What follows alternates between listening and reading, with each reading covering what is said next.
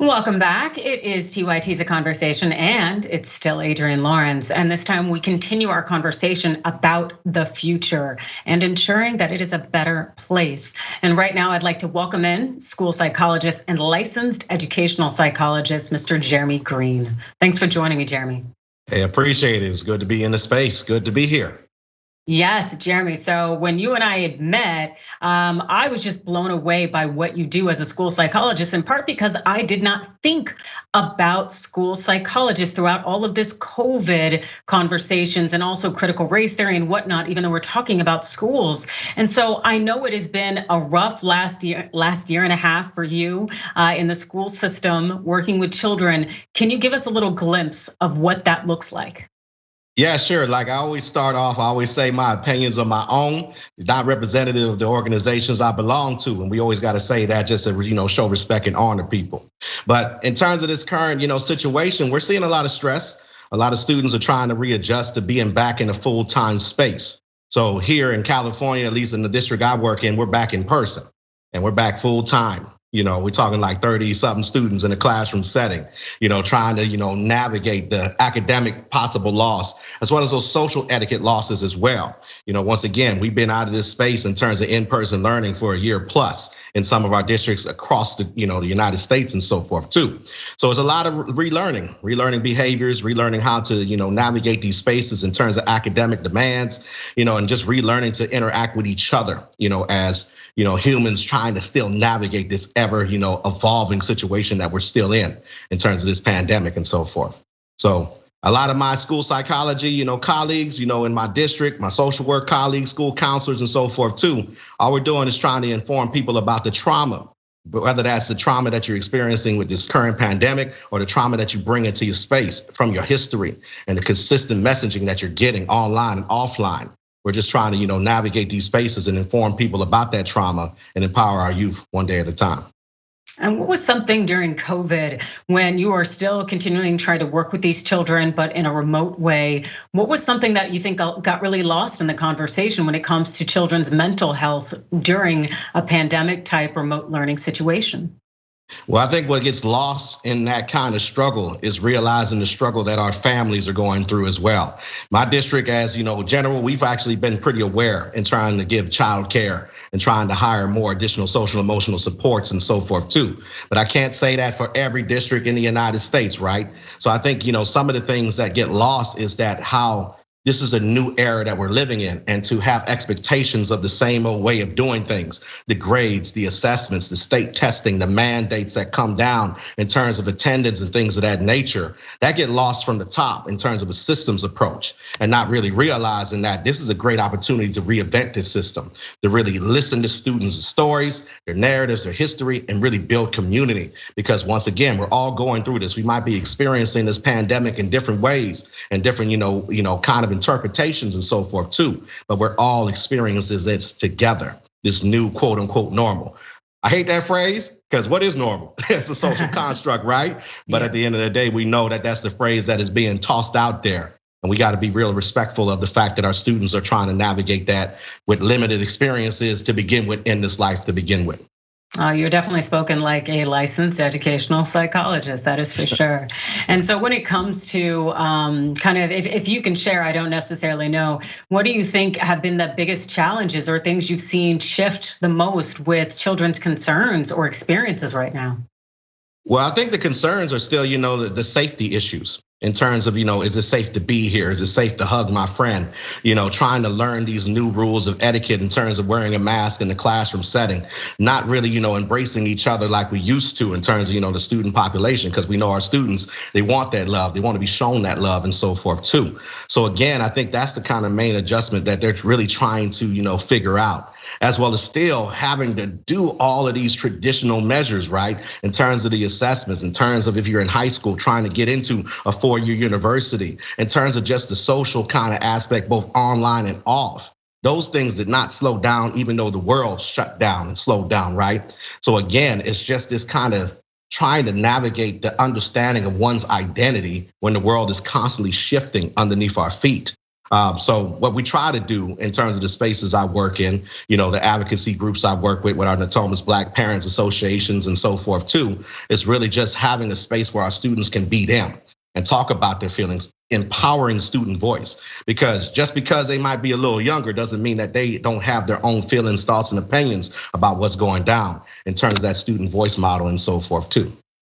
Yes, and you had spoken about being essentially affiliated with a Black Parent Association, and bringing that up, it automatically made me think about the push with critical race theory that we've seen across the nation, with a number of schools not wanting to educate, essentially not even teaching critical race theory, which is largely a legal concept, but in teaching accurate history that reflects pretty much the history of our nation. So how is that being taken from your experience as a school psychologist? Well, the funny thing is like in the media, we're always going to focus on the things that generate, kind of those streams, right? So the majority of the families that I know, at least in Sacramento, California, one of the most diverse cities in the nation, most of those families are okay about learning about history and so forth, right? Because this is our history. We can't lecture other countries about not sharing all their truths and histories and things like that, and then try to hide our own flaws. We're not infallible. We're only human, right? So again, in terms of the students and families that I've worked at, I haven't really seen a resistance, but I know that's there. And I think some of that is rooted in the need for control, the fear of the unknown, to talk about what is basically essentially, like you said, a theoretical framework. It's not training students to be victims. It's not training students to feel like because I was born this particular race, I'm automatically racist or a bigot or discriminating on others based on whatever and so forth. It's a theoretical framework, right? And anything that you read about, it talks about how these systems have existed since the beginning of time. All I tell people all the time, all you got to look is your political system. Look at the politics of it all, right? From the very beginning. And if you can say that the majority of the people who have been elected to these seats of power look and sound diverse, just like us on this Zoom or the Skype podcast right here, right? Then I gotta say, I don't know, man. If I look at this history, it's clearly obvious that there's been systems that have been put into place to keep certain people from certain backgrounds with certain beliefs in power and so forth. But again, I think some of that resistance, and I try to, practice kind of Paulo Freire, Brazilian scholars, logic of dialogue. I try to engage with dialogue with some of these families and parents because as a school psychologist, I'm here for all students. I'm not here to try to, brainwash you, indoctrinate you or whatever. I'm here to help your students live the best life that they can based on their own terms. And as long as they're happy, pro-social, and trying to do the best they can to contribute to others, then that's all we could want. As someone speaking as not a parent, but having good models of parenting from my parents being from Louisiana, oldest of 5 kids, right? I feel like that any parent would want that. So I think there's a lot of fear based by people in power to try to elicit votes and money. But at the end of the day, the families that I've worked with, we haven't seen much of resistance at all. And that's a testament to the district, a testament to this city, this beautiful city that I live in, and celebrating that inclusion and diversity. Yes, indeed. Sacramento is very, very much a flourishing city when it comes to diversity. And it's great to hear that you are not running into much pushback in terms of acknowledging history, learning and sharing history, as we need people to learn these things so that they do not repeat the behavior, but also so that they can understand how we got here. And I also know that for nearly a decade, you've worked with these students, families, schools as a school psychologist, and that you're really motivated to help motivate others. And I'm wondering what inspired you to want to go this route? It's funny, I always wanted to be a psychologist. And so I remember being in elementary school, I'd have adults and my peers come up and tell me their story. They'd tell me about what they were going through, the stresses in their life, whether that's family, identity, any of the sort. And they would talk to me, and then I would give them my opinion, just making conversation. And the one thing both adults as well as people my age would say is that you give good advice, you should be a psychologist.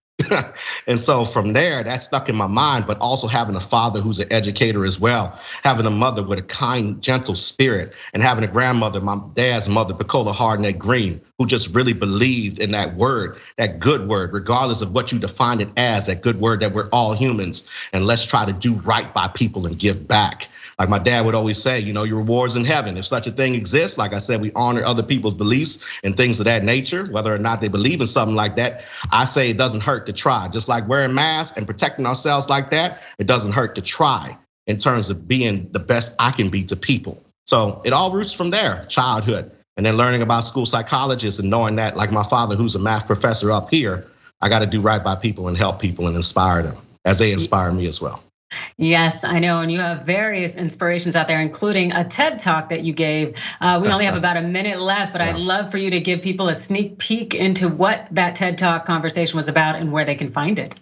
Well, it's on the TEDx website. Shanghai American School is where I worked for 2 years from 2017 to 2019 as a school psychologist. It's about the transformative power of rejection. Because like we know, like a lot of our young people, they fear rejection, whether that's academic rejection, social rejection, or excommunication from their cultural or family background and so forth. So again, my TED Talk was really to inspire these students and to remind these parents that rejection is a natural course of our DNA. It's primal, it goes back to our existence and so forth. But what do we do after that rejection is what really defines us moving forward, that resiliency. Fantastic, and can you please tell the viewers where they can find more information on you? Yeah, so I got a website, jeremydgreene.com. You can find me on YouTube on that TEDx. Like I said, Shanghai American School, Jeremy D. Greene, Transformative Power of Rejection. And you can just find me in the space because I'm always floating around the world. Thanks so much, Jeremy, for joining us. Hey, much love. Appreciate y'all. Stay safe. Thanks for watching The Young Turks. Really appreciate it. Another way to show support is through YouTube memberships. You'll get to interact with us more. There's live chat emojis, badges. You've got emojis of me, Anna, John, JR. So those are super fun. But you also get playback of our exclusive member-only shows and specials right after they air. So all of that, all you gotta do is click that join button right underneath the video. Thank you.